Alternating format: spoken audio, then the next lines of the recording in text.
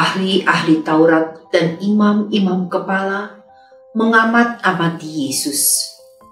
Mereka menyuruh kepadanya mata-mata yang berlaku seolah-olah orang jujur, supaya mereka dapat menjeratnya dengan satu pertanyaan dan menyerahkannya kepada wewenang dan kuasa wali negeri. Orang-orang itu mengajukan pertanyaan ini kepadanya. Guru, kami tahu bahwa segala perkataan dan pengajaranmu benar dan engkau tidak mencari muka, melainkan dengan jujur mengajar jalan Allah. Apakah kami diperbolehkan membayar pajak kepada kaisar atau tidak? Tetapi Yesus mengetahui maksud mereka yang licik itu, lalu berkata kepada mereka, "Tunjukkanlah kepadaku suatu dinar, gambar dan tulisan siapakah ada padanya?" Jawab mereka, "Gambar dan tulisan Kaisar." Lalu kata Yesus kepada mereka, "Kalau begitu berikanlah kepada Kaisar apa yang wajib kamu berikan kepada Kaisar, dan kepada Allah apa yang wajib kamu berikan kepada Allah." Dan mereka tidak dapat menjerat dia dalam perkataannya di depan orang banyak. Mereka heran akan jawabnya itu, dan mereka diam.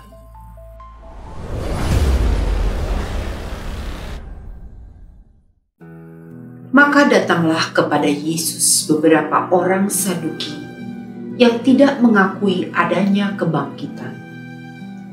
Mereka bertanya kepadanya, "Guru, Musa menuliskan perintah ini untuk kita.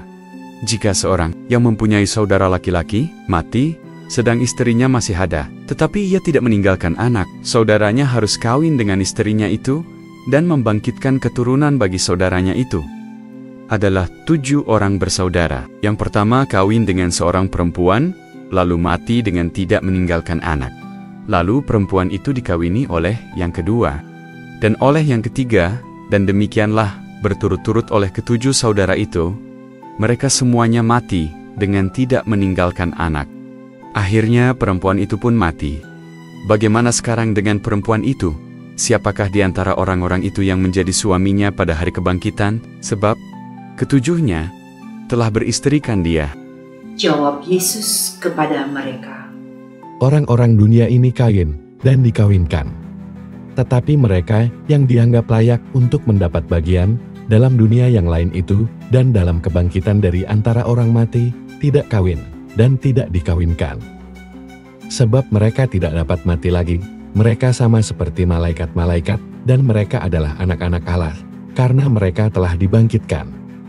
Tentang bangkitnya orang-orang mati, Musa telah memberitahukannya dalam nas tentang semak duri, di mana Tuhan disebut Allah Abraham, Allah Ishak dan Allah Yakub. Ia bukan Allah orang mati, melainkan Allah orang hidup, sebab di hadapan Dia semua orang hidup.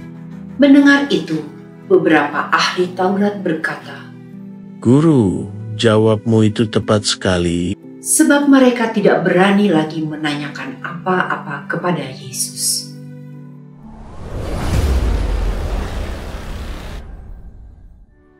Tetapi Yesus berkata kepada mereka, Bagaimana orang dapat mengatakan bahwa Mesias adalah anak Daud?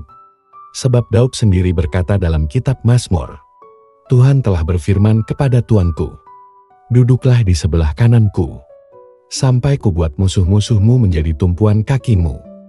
Jadi Daud menyebut dia tuannya, bagaimana mungkin ia anaknya pula?